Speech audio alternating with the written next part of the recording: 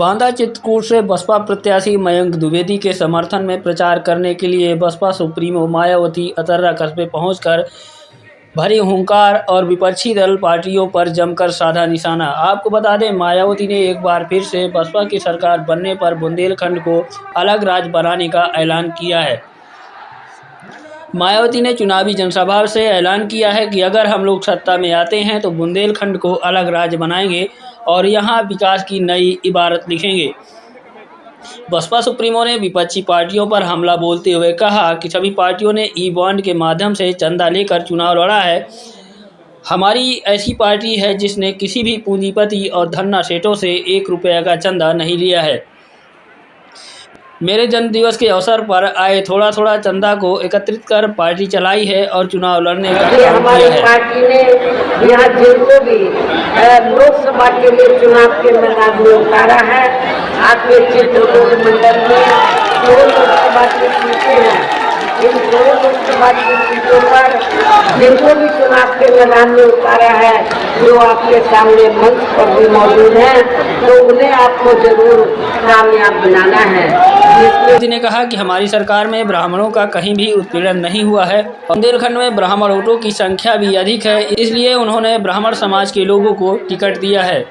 बांदा, चित्रकूट, हमीरपुर, महोबा और झांसी लोकसभा सीट से बसपा ने ब्राह्मण समाज के प्रत्याशियों को चुनाव में उतारा है।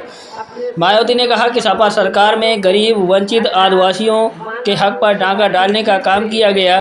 सपा की सरकार में गुंडों का आतंक रहा है। अब की सरकार भी जातिवाद और संप्रदायवाद की राजनीति कर रही है। इसके साथ ही मायावती ने कहा कि देश की आज़ादी के बाद कांग्रेस रही हो या फिर 10 सालों से भाजपा, दोनों ने ही जांच एजेंसियों का दुरुपयोग किया है और उनका प्रयोग विपक्ष को फंसाने के लिए किया है। मायावती ने समाजवादी पार्टी पर हमला बोलते हुए कहा कि लोगों ने अति पिछड़े, आदिवासी और गरीबों के आरक्षण को खत्म किया है। कहा कि सपा और भाजपा दोनों ही ब्राह्मण विरोधी हैं।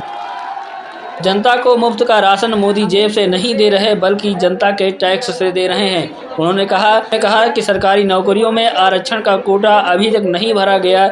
इसी तरह अखिलेश यादव भी दलित, अति पिछड़ों और आदिवासियों के खिलाफ हैं। मोदी सिर्फ पूंजीपतियों को ही मालामाल कर रहे हैं, गरीबों की उनको कोई फिक्र नहीं है।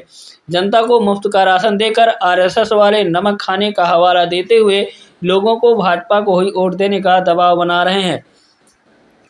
कांग्रेस की तरह भाजपा ने भी जांच एजेंसियों का राजनीतिकरण कर दिया है। मायावती ने भाजपा और इंडिया गठबंधन के घोषणा पत्र को हवा हवाई बताते हुए कहा, हमारी बहुजन समाज पार्टी इसीलिए कोई घोषणा पत्र नहीं बनाती है।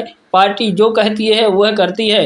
एक अकेले बसपा को छोड़कर सभी दलों ने करोड़ों रुपए का चंदा पूंजीपतियों से वसूला है। बहुजन समाज पार्टी की सरकार बनी तो जिस तरह से प्रदेश का विकास किया था उसी तर्ज में देश का भी विकास किया जाएगा। अपनी पार्टी का जो चुनाव की हाथी है, हाथी चुनावियों के सामने वाले बटन को दबाकर अपने दोनों प्रत्याशियों को जरूर कामयाब बनाना। इनको भारी वोटों के अंतर से जरूर जिताना है। लेकिन आज आपकी दूर तक जो मुझे भीड़ नजर आ रही है, तो इससे तो ऐसा लग रहा है कि आपके दोनों सीधे विकास को वोटों के अंतर से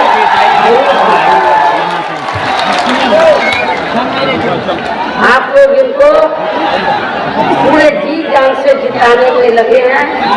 तो अब मैं आप लोगों का और ज़्यादा समय न लेते हुए अपनी बात यही समाप्त करती हूँ।